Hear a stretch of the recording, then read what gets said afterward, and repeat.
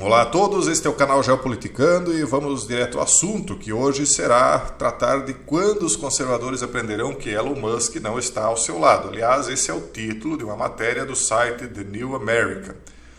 É costume nos Estados Unidos, na Europa e no Brasil também, em vários países do mundo onde há uma direita dissidente que é composta do capital produtivo, os capitalistas produtivos, mais a classe trabalhadora, em oposição ao globalismo, que é composto de um capital especulativo e meramente financeiro. Mas é costume dessa direita dissidente conservadora abraçar qualquer nome que faça um mínimo discurso que pareça representar a sua linha de pensamento quando esse nome se apresenta como um nome da classe dominante. Porque toda a classe dominante está com a esquerda globalista, né? Que é o capital financeiro especulativo internacional.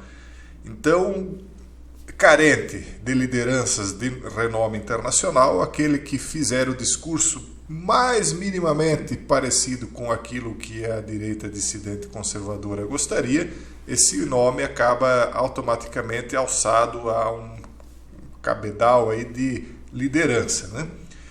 Então, exatamente o que diz a matéria. Quando parece que quase todas as pessoas de influência e renome no mundo estão do lado da esquerda globalista, é compreensível que os conservadores sejam rápidos em entrar na onda de qualquer figura importante que pareça compartilhar seus valores, como, por exemplo, a liberdade de expressão. Quando Elon Musk vem e muda o Twitter, todo mundo começa, e dá liberdade de expressão a todos, né? Não censura, todo mundo começa a exaltar ele como se ele fosse, então, um real defensor da liberdade de expressão. Será que é mesmo? A reação instintiva de proclamar que alguém está do seu lado só porque ele disse a coisa certa algumas vezes ou fez uma ou outra coisa boa é um curso de ação perigoso e pode fazer com que os conservadores caiam nas garras de tubarões que servem ao sistema e procuram desviar essa direita dissidente. Elon Musk, segundo o artigo aqui, se encaixa nessa descrição.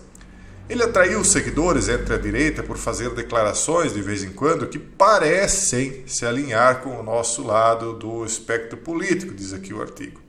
E sua compra do Twitter com o objetivo de torná-lo uma plataforma de liberdade de expressão irritou muitos conservadores, dando esperança a muitas pessoas que por tanto tempo se sentiram à mercê da censura esquerdista globalista das Big Tech.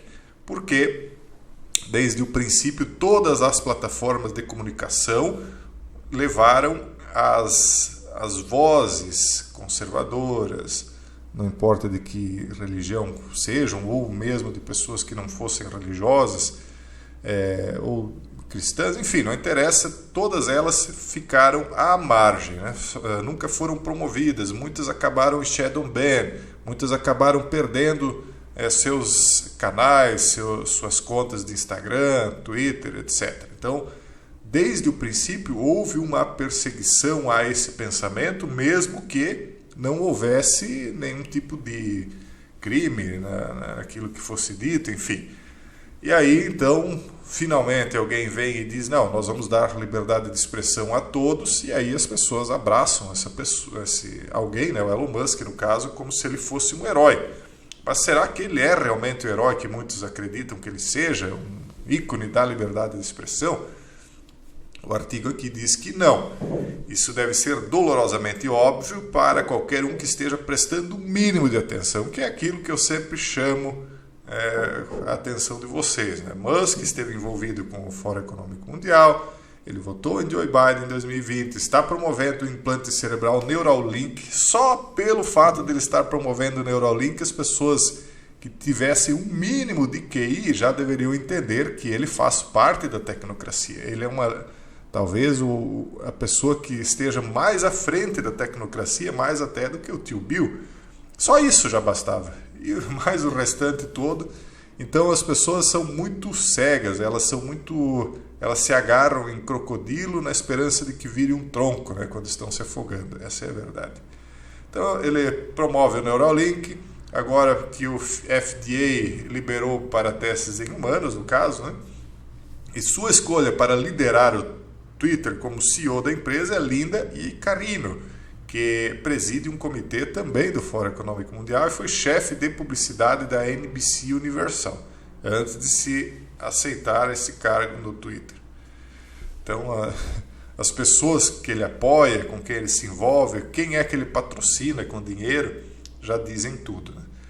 Com base só nessa última ação, né, de quem ele nomeou para o cargo do Twitter, também você já poderia julgar. São vários os itens, e pegue qualquer um deles individualmente, você já percebe que não é assim como as pessoas estão dizendo. É muita cegueira, muita burrice, é muito amadorismo, na verdade, né? Essas análises aí que a gente tem visto de exaltação dele como uma liderança da liberdade, né, dos direitos dos homens, etc. É muita ingenuidade. Mas, enfim, como diz o artigo aqui, com base apenas nessa última ação, deve ficar claro para qualquer observador racional que Elon Musk não é confiável para essa vertente que defende a liberdade. Mas, infelizmente, os conservadores, que estão pessoal e emocionalmente empenhados em manter a crença de que temos um amigo de verdade em altos cargos, desculparão essa escolha de CEO como um caso de ignorância. É igual o cidadão aqui no Brasil que se disse aí que iria liderar uma luta pela liberdade, etc. E, na verdade, nunca fez nada disso, pelo contrário, fez bem o caminho oposto disso, e as pessoas ainda continuam idolatrando. É ingenuidade e falsa esperança. As pessoas precisam se agarrar em crocodilos esperando que virem troncos. Aí eles passam o pano, como se diz, né? Eles vão dizer: Elon simplesmente não tem informações suficientes. O quê? O homem mais rico do mundo, vocês acham que é um nécio, um ignorante? Claro que não. Ou eles vão dizer: ele só precisa de pessoas melhores para esclarecê-lo sobre quem são os mocinhos e os bandidos. É igual o cidadão aqui do Brasil, né? Ele é sempre um coitado, nunca sabe de nada, só precisa ser melhor orientado. Não, as pessoas é que são burras mesmo. Enfim, esse é o mesmo mecanismo de enfrentamento que muitos conservadores empregam quando confrontados com a traição daquelas figuras públicas em quem eles acreditavam que podiam confiar. Culpe não o caráter do indivíduo em questão, mas sua ignorância. Então não é que a liderança é um mau caráter, traidor, covarde, não. Ele é apenas ignorante, coitado. Se tivesse alguém lá próximo dele que explicasse, ele não seria assim. Então é passapanismo, como se chama, né? Entenda, as pessoas com quem estamos lidando não são crianças, eles são adultos que deveriam e sabem com o que estão lidando. Isso vale em dobro para Elon Musk. Afinal, ele é um homem de 51 anos com o QI de 155. Eu acho que o QI dele deve ser até maior do que isso. Porque, bom, enfim, de 155, que fundou algumas das maiores e mais inovadoras empresas do mundo. Você realmente acha que ele não sabe com quem está lidando?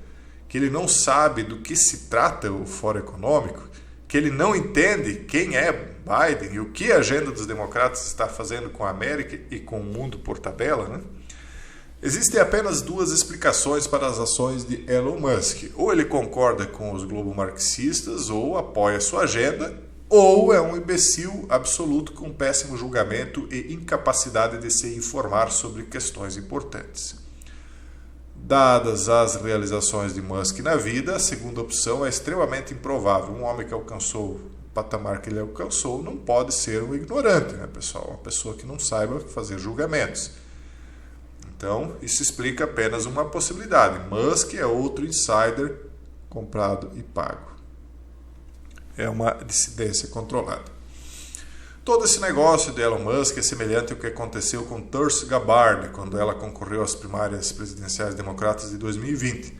Apesar de ser liberal na maioria das questões, os republicanos começaram a elogiá-la só porque ela disse que não queria o impeachment de Trump e porque tinha uma política externa não intervencionista. De fato, muitos republicanos pediram repetidamente que ela estivesse na chapa republicana. É inacreditável, pessoal. Então, como ele escreveu, né, na época, esse autor desse artigo aqui, que é o Steve Jurvetson, né? Então, como ele escreveu na época, onde é que está aqui? Gabardi é uma globalista completa, com laços com o Conselho de Relações Exteriores, o CFR. Ela era, aliás, o cidadão aqui do Brasil. A primeira coisa que fez, antes de se lançar aí a ser uma liderança, foi lá visitar o CFR. Na época já percebi que o barco iria afundar. Ela era membro até que meu artigo sobre ela foi publicado, então seu nome foi apagado da seção de membros do CFR logo depois disso. No entanto, como candidata presidencial, ela era uma esquerdista radical em todas as questões, desde a mudança do local onde nós estamos até nessa questão das crianças, né, que estão ainda dentro de suas mães. Mas, curiosamente, ela se desviou para a direita novamente nos últimos anos para marcar pontos com sua nova base de fãs republicana e carente, igualzinho aqui no Brasil. A questão é que Gabbard é claramente uma esquerdista globalista e oportunista cujas opiniões mudam repetidamente dependendo do que melhor se adapta aos seus interesses atuais. Mas os conservadores a aclamaram como uma espécie de heroína, porque estão desesperados para acreditar que temos um amigo do outro lado do corredor. Da mesma forma, os conservadores são rápidos em ignorar todas as bandeiras vermelhas em torno de Elon Musk. Cegueira, burrice, ingenuidade, infantilidade. Essa é a verdade. Na verdade, a compra do Twitter por Musk provavelmente foi negativa para a direita dissidente, pois acabou com o ímpeto para os conservadores usarem plataformas alternativas legítimas, como o Gab. Em vez disso, eles permaneceram no Twitter, que é tão corrupto quanto sempre foi, segundo diz o artigo aqui. O escritor Vox Day refere-se àqueles que ganham poder e sucesso trabalhando para os globalistas como corredores, e Musk certamente se encaixa nesse rótulo. E aí ele termina o artigo dizendo, como Vox escreveu, como alguém imagina que Elon Musk poderia ser um campeão de qualquer coisa que vale a pena, está além de mim. Embora seja verdade que a maioria das mudanças revolucionárias é provocada por ex-elites insatisfeitas, quando Musk já mostrou o menor sinal de oposição a qualquer aspecto do globalismo.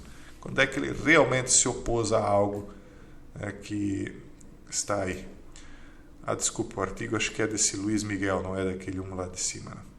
Né? Enfim, é mais um artigo. Eu gosto muito de tratar do Elon aqui, porque eu sei qual a visão que os ingênuos, os preguiçosos de pensamento têm sobre ele. Então a gente costuma sempre trazer frequentemente esse tipo de coisa para ver se no meio de 20 mil talvez tenha um aí que ainda não tenha entendido e ele passe a entender.